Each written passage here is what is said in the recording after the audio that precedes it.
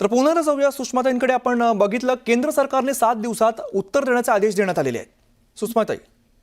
हो, मी मगाशी हेच सांगत होते की आपल्याकडे संसदेत केलेल्या कायद्यांचा अर्थ लावण्याचा अधिकार सुप्रीम कोर्टला प्राप्त होतो आणि त्या अनुषंगाने जर संसदेतला एखादा कायदा लीगल फ्रेमच्या बाहेर जात असेल तर निश्चितपणे त्यावर सुप्रीम कोर्ट आपलं म्हणणं मागवू शकतं आणि त्याच न्यायाने त्या धर्तीवर आता वक्फच्या संदर्भात संसदेत केलेला जो कायदा आहे त्या कायद्याबद्दलचं म्हणणं 7 दिवसाच्या आत सुप्रीम कोर्टने मागवलेलं आहे. मला वाटतं हे निकोप लोकशाहीचं लक्षण आहे.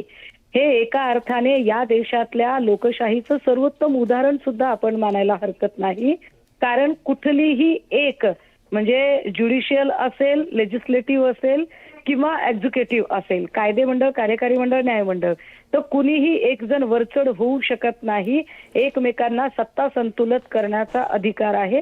त्या न्यायाने हा अधिकार आता सुप्रीम कोर्टने आपला बजावलेला आहे. यातनं अजून एक दुसरा अर्थध्वनित होतो तो हा की भाजपाकडे कितीही पाशवी बहुमत असलं तरी सुद्धा भाजपा त्या बहुमताच्या आधारावर वाटेल ते कायदे करू शकत नाही. भाजपाला जनमताचा आणि विशेषतः सुप्रीम कोर्ट आणि लीगल फ्रेमचा सन्मान राखावाच लागेल. निश्चित आपण बघितलं होतं मोठ्या प्रमाणात या नव्या कायद्याला विरोध झाला आणि त्यानंतर आज ही स्थगिती मिळते. सुप्रीम कोर्ट ने इंटरिम ऑर्डर पास किया है. सुप्रीम कोर्ट ने इंटरिम ऑर्डर अंतरिम आदेश पास किया है. All appointments Waqf council and Waqf board have been stayed until the matter is heard. No appointment will be made to the Waqf council और to the Waqf board. उसके अलावा all existing Waqf, all Waqf including Waqf by user which are notified, registered, gazetted, etc. will be protected and will not be their nature and character will not be changed while the matter is being heard. ये अंतरिम आदेश interim order supreme court ने pass किया है.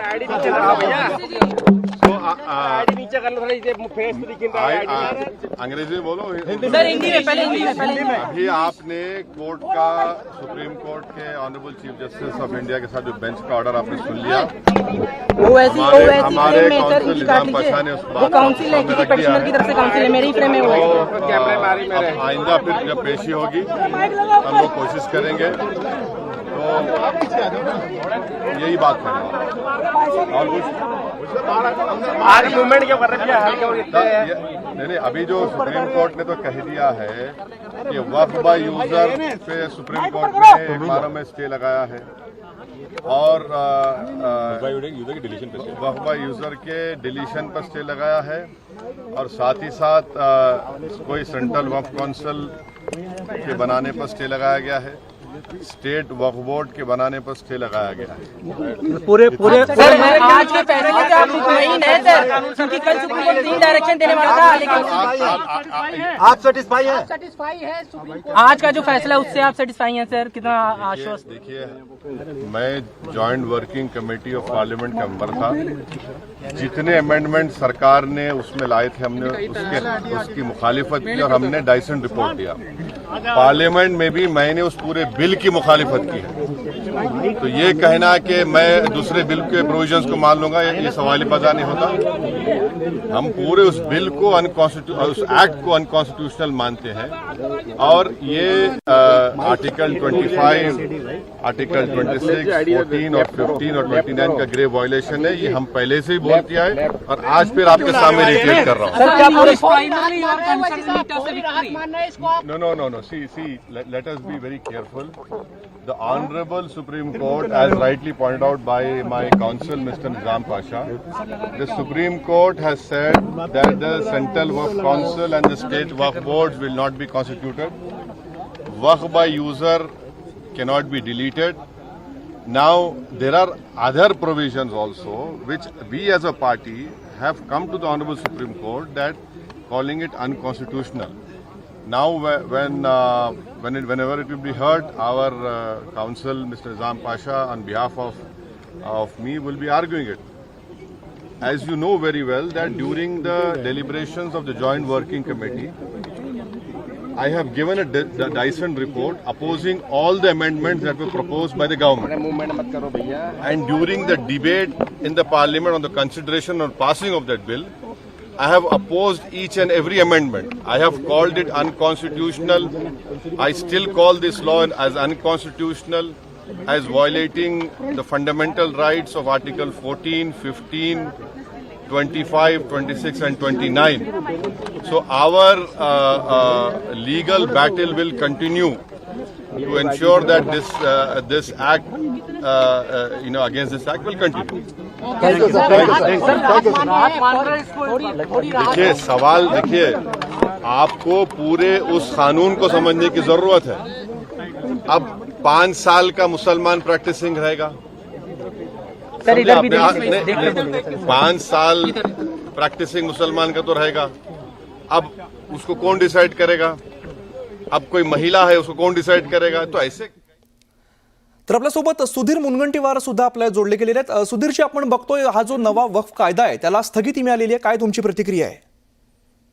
नाही, शेवटी प्रत्येकाला त्या कायद्यामध्ये त्याच्या हक्काच्या संरक्षणाच्या संदर्भात संदिग्धता असेल असं वाटलं, कोर्टात जाण्याचा अधिकार आहे। ते कोर्टात गेले आणि कोर्ट मग डिसाईड, दोन्ही बाजू ऐकून, दोन्ही बाजूच्या ऐकण्यानंतर कोर्ट आपलं जे काही न्याय द्यायचा तो देईल। पण शेवटी संसदेने कायदा मंजूर केला आणि या देशातल्या प्रत्येकाला कोणालाही त्या कायद्याच्या संदर्भात कोर्टात जाण्याचा अधिकार जर संविधानाने दिलाच आहे तर कोर्टात कोणी गेलं म्हणून आपण आक्षेप घ्यायचं कारण नाही। आणि स्थगिती म्हणजे निर्णय नव्हे, स्थगितीचा अर्थ दोन्ही बाजूचं मत ऐकून त्यानंतर कोर्टाने निर्णय घेण्याची इच्छा व्यक्त करणं हा काही त्या कायद्याच्या संदर्भामधला अभिप्राय सुद्धा नव्हे। म्हणून स्थगिती दिली याचा अर्थ काही निकाल दिला असं आपण कोणीही समजू नये।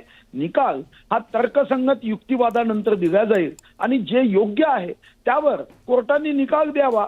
ही लोकशाहीमध्ये कोणी कोणत्याही राजकीय पक्षाचा, जाती धर्माचा असू द्या, हा अपेक्षा असणारच आहे की त्यांनी युक्तिवाद ऐकल्यानंतर सत्यावर आधारित निर्णय द्यावा। बर, आत्ताच याचिकाकर्ते जे ओवेसी आहेत त्यांची जशी प्रतिक्रिया आली की हा कायदा असंविधानिक असल्याचं त्यांनी म्हटलेलं आहे। नाही, मग त्यांनी कोर्टात ते सिद्ध करावं लागेल ना। आता त्यांनी त्यांचं प्रथमदर्शनी जे मत आहे ते तर्कावर आधारित, आता तर त्यांनी त्यांचंच मत व्यक्त केलं। अजूनपर्यंत प्रशासन आणि शासन या कायद्याचं जे उद्देश, दोनों पक्ष को सुना और सुनने के बाद जो उन्होंने 2 तरह का अंतरिम आदेश अगले तारीख यानी कि 5 मई तक के लिए दिया है। उनका जो पहला जो है अंतरिम आदेश कि वक्फ काउंसिल या वक्फ बोर्ड में कोई भी अपॉइंटमेंट, बल्कि उन्होंने स्टे नहीं किया है जो भारत सरकार के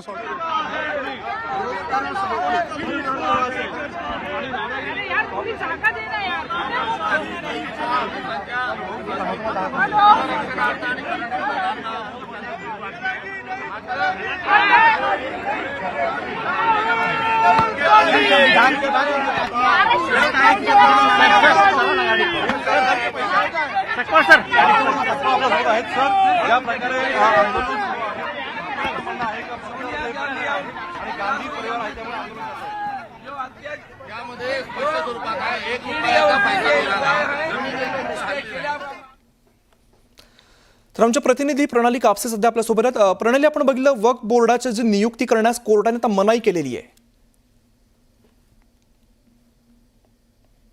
अगदी खरं आहे की आत्ताच थोड्या वेळापूर्वी हा महत्त्वपूर्ण जो आहे तो निर्णय आलेला आहे, ज्याच्यात सर्वोच्च न्यायालयानं वक्फ बोर्डाचं जे इम्प्लिमेंटेशन आहे त्याच्यावर 7 दिवसांसाठीची स्थगिती लावली आहे। हे लावण्याचं कारण असं सांगितलं जात आहे की दोन्हीकडच्या बाजू व्यवस्थित ऐकून त्यावर योग्य निर्णय घेण्याच्या दृष्टीनं ही 7 दिवसाची मुदत जी आहे ती लावलेली आहे। तोपर्यंत आतापर्यंत वक्फ बोर्डाची जी काही आमचा प्रोटेस्टचा अधिकार आमच्याकडून हिरावून घेतला जात आहे, हे अत्यंत दुर्दैव आहे। कारवाई सुरू आहे, याला उत्तर कसं तुम्ही आता? ही कारवाई आहे, या कारवाईचा संदर्भात सत्याग्रह हाच आमच्या पुढे असणारा हा विकल्प आहे। आम्ही इंग्रजांच्या विरोधात जी आमची रणनीती होती तीच रणनीती आता भाजपच्या विरोधात आमची आहे। वक्फ बोर्डाच्या विधेयकाला स्थगिती मिळालेली आहे। कुठेतरी काँग्रेसने जी मागणी केलेली होती ती आता कोर्टामध्ये आपण कोणी मागणी केली, काय मागणी केली यापेक्षा जर चुकीची गोष्ट कराल तर ती कोर्टात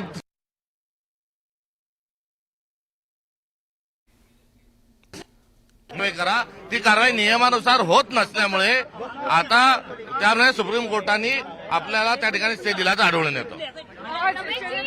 वक्फ बोर्डाला स्थगिती मिळालेली आहे.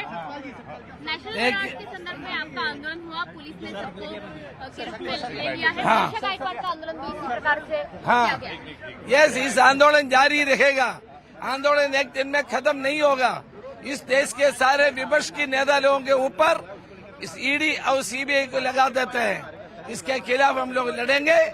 कांग्रेस के हर कार्यकर्ता सड़क पे आएंगे और आंदोलन छेड़ेंगे. वक्फ बोर्ड को स्थगिति दी गई है. कहीं पे कांग्रेस ने ये मांग रखी थी. आज कोर्ट ने अच्छी तरीके से इस पे अपना देखिए, कोर्ट ने जो बोला है वो हम लोग हमारे संसदों ने पार्लियामेंट में ही बोला है.